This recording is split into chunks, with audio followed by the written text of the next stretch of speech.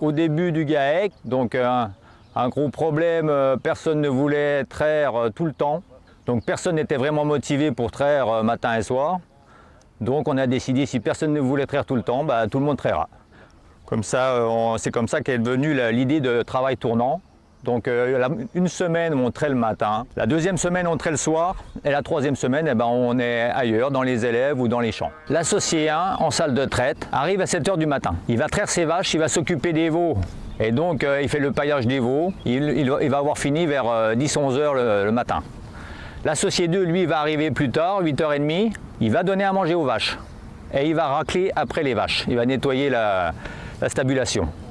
Donc l'associé 1, le soir, lui va reprendre à donner à manger aux vaches vers 6 h, alors que l'associé 2, lui, attaque la traite à 5 h, quoi. Et tout le monde termine vers 7 h 30. Donc l'associé 2, lui, il a un peu plus de temps, on privilégie aussi la qualité de vie, il va venir vers 8 h 30. Quant à lui, l'associé 3, il va s'occuper des élèves et des champs, quoi, des cultures. Donc lui, il peut arriver un peu plus tard, il peut arriver vers 9 h. S'il n'y a pas d'urgence, bien entendu, météorologique. Il va s'occuper des élèves et le soir, en général, il reste dans les champs. Bah, je vais préparer pour le ciment après-midi, moi, du coup, s'il faut... Tu es là, toi, l'après-midi, ça ? Donc le principal avantage que l'on voit, c'est la motivation qui est là quand on revient le lundi matin. On a l'impression de changer de travail et donc ça nous remotive. C'est pas une routine, quoi. Également, le fait de tourner sur les postes à 3, on dit toujours qu'il y en a plus dans 2 têtes que dans une. Donc on voit tout de suite mieux les problèmes sur un poste et à 3 on peut améliorer les postes. C'est très bien comme ça, quoi. Bah les choses n'ont pas vraiment changé parce qu'on a toujours voulu garder quand même le fait que tout le monde participe à l'élevage laitier, quoi, hein. C'était la principale contrainte qu'on avait. Donc on a continué à faire pareil, une rotation sur 3 semaines avec le robot qui est intégré donc maintenant à l'élevage, quoi. Donc celui qui a l'astreinte, c'est celui qui garde l'astreinte du robot, quoi. Donc toutes les 3 semaines, on a une semaine où on s'occupe du robot chacun notre tour, quoi. Et l'avantage qu'il y a, c'est que ça permet comme ça de connaître aussi bien les machines que les bêtes aussi. Et puis voilà, on est polyvalent, quoi. Si jamais quelqu'un doit partir, on peut se remplacer, voilà, on est interchangeable, quoi. Le matin, on peut venir moins tôt. Le soir, on peut partir plus tôt aussi. Et puis c'est plus souple, quoi. Donc il n'y a pas vraiment de. Maintenant, il n'y a plus vraiment de contraintes, quoi. Donc on sait quand même que bon, il faut qu'on soit là pour l'inséminateur, le laitier, le matin. Donc ça, c'est des paramètres indispensables qu'il faut respecter. Et par contre, après, c'est fluctuant, quoi. Donc bon, en fonction de la charge de travail et de la disponibilité, on s'adapte, quoi.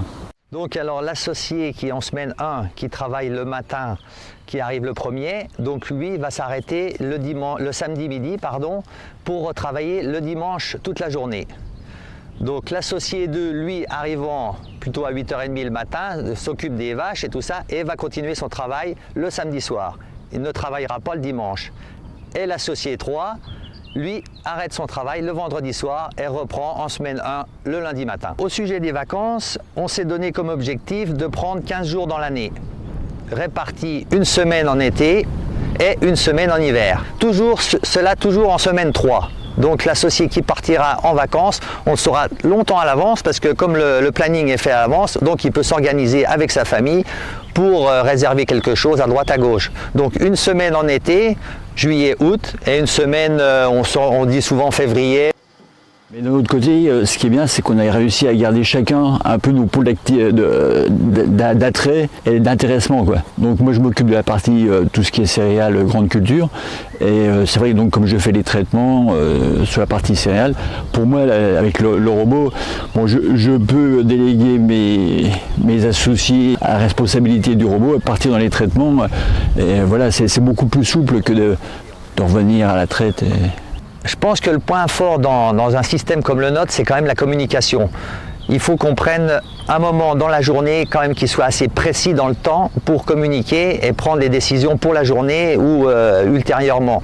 Donc ça se passe souvent à 8 h 30 le matin quand les 2 autres associés arrivent, et là on prend les décisions, qu'est-ce qu'on va faire dans la journée ou ultérieurement. Chacun lance ses idées, souvent comme ça c'est informel. Après, on en discute. S'il n'y a pas consensus, on arrête, on passe à autre chose. Si la proposition fait corps entre les 3, on essaye d'affiner la chose. Et après, on prend la décision finale, quoi. Et la décision se fait de toute façon à l'unanimité. S'il n'y a pas consensus, on ne prend pas cette décision, c'est reporté ou annulé. Voilà.